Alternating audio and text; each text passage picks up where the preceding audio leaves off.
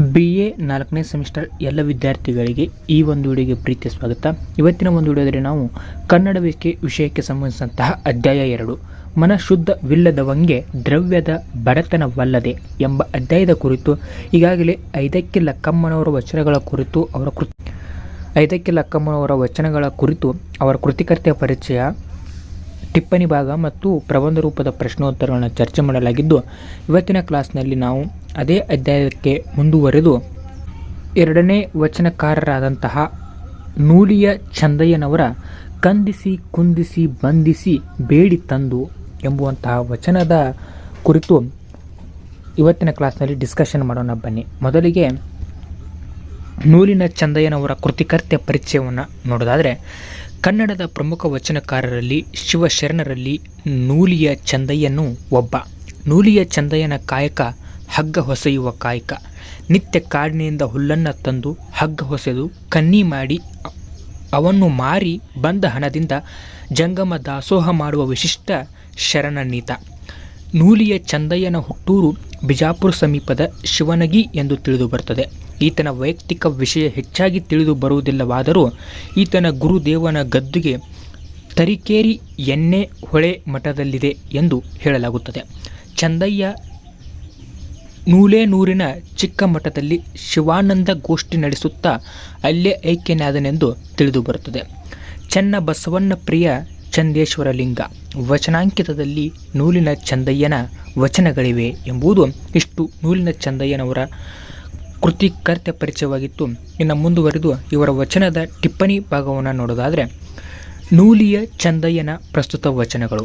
ಪ್ರಸ್ತುತ ಮನಶುದ್ಧವಿಲ್ಲದವಂಗೆ ದ್ರವ್ಯದ ಬಡತನವಲ್ಲದೆ ವಚನ ಭಾಗದಲ್ಲಿ ನೂಲಿಯ ಚಂದಯ್ಯನ 3 ವಚನಗಳಿದ್ದು, ಅವು ಸತ್ಯ ಶುದ್ಧ ಕಾಯಕದ ಮಹತ್ತೆಯನ್ನು ತುಂಬ ಪರಿಣಾಮಕಾರಿಯಾಗಿ ಪ್ರತಿಪಾದಿಸಿವೆ.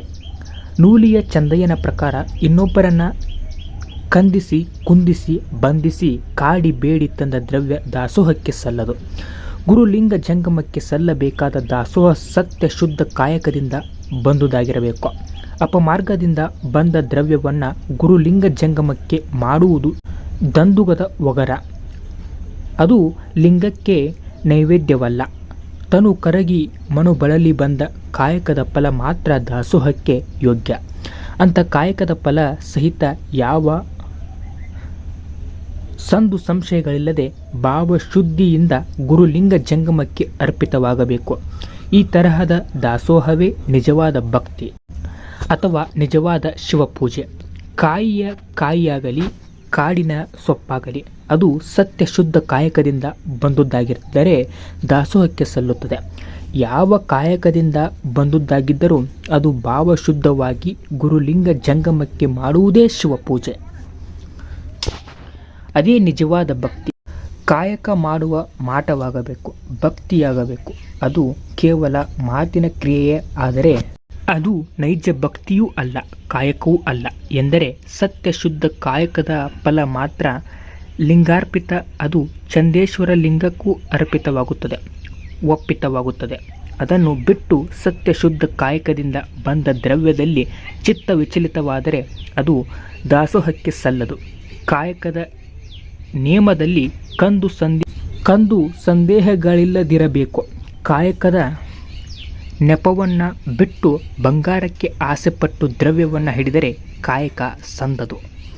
ಒಟ್ಟಾರೆ ಕಾಯಕ ಸತ್ಯಶುದ್ಧವಾಗಿದ್ದು ಗುರುಲಿಂಗ ಜಂಗಮಕ್ಕೆ ಸಮರ್ಪಿತವಾಗಿರಬೇಕು ಎಂದು ಚಂದೇಶ್ವರ ಲಿಂಗಕ್ಕೂ ಒಪ್ಪಿತ ಎನ್ನುತ್ತಾನೆ ನೂಲಿಯ ಚಂದಯ್ಯ ಎಂಬುದು ಇಷ್ಟು ಈ ಒಂದು ವಚನದ ಟಿಪ್ಪಣಿ ಭಾಗವಾಗಿತ್ತು ಅಂತ ಹೇಳುತ್ತಾ, ಈ ವಿಡಿಯೋ ಇಷ್ಟ ಆದರೆ ಒಂದು ಲೈಕ್ ಮಾಡಿ. ಇದೇ ರೀತಿಯ ಮುಂದಿನ ಅಧ್ಯಾಯಗಳಲ್ಲಿ ಮುಂದಿನ ಕ್ಲಾಸ್ನ ಇದಕ್ಕೆ ಅಧ್ಯಾಯಕ್ಕೆ ಸಂಬಂಧಿಸಿದಂತಹ ಪ್ರಬಂಧ ರೂಪದ ಪ್ರಶ್ನೋತ್ತರಗಳು ಮತ್ತು 1 ಅಂಕದ ಪ್ರಶ್ನೋತ್ತರಗಳನ್ನ ಮುಂದಿನ ಕ್ಲಾಸ್ನಲ್ಲಿ ಅಲ್ಲಿವರೆಗೂ ಎಲ್ಲರಿಗೂ ನಮಸ್ಕಾರ.